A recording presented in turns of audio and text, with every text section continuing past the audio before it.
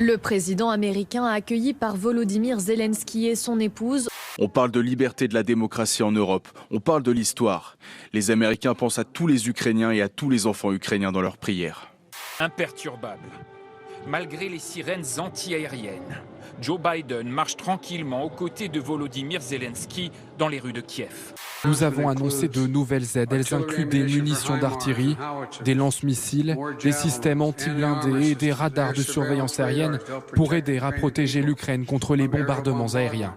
Nous allons utiliser, et c'est une nouveauté, le mécanisme de la Facilité européenne de paix pour permettre des achats directs de munitions européennes par l'Ukraine. Et puis, nous allons aussi avancer sur le contenu du 10e paquet de sanctions, car c'est déjà le 10e.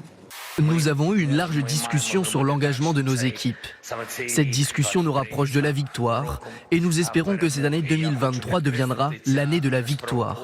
Les États-Unis ont fait part d'une inquiétude que la Chine, qui mène déjà des entraînements militaires avec la Russie, livre à Moscou des armes pour le conflit ukrainien.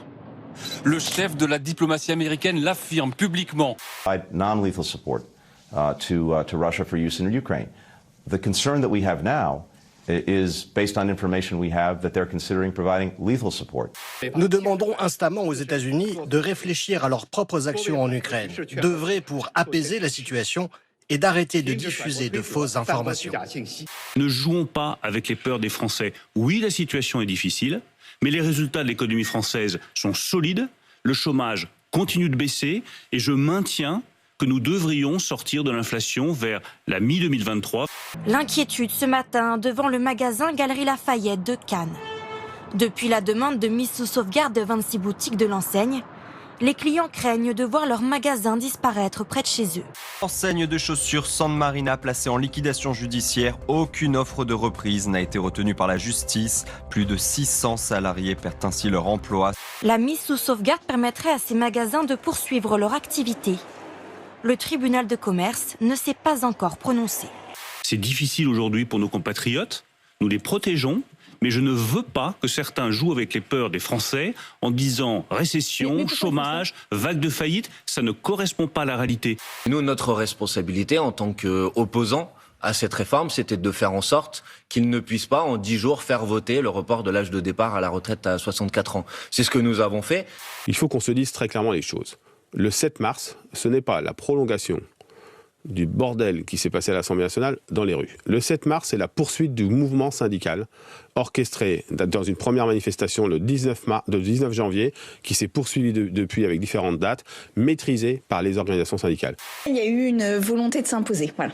Mais est-ce qu'il va falloir retravailler Oui, je pense que ça signe un peu la fin d'un acte 1 de la NUPES qui a fonctionné jusqu'à présent, qui était issu de l'élection présidentielle et que maintenant nous devons passer à un acte 2.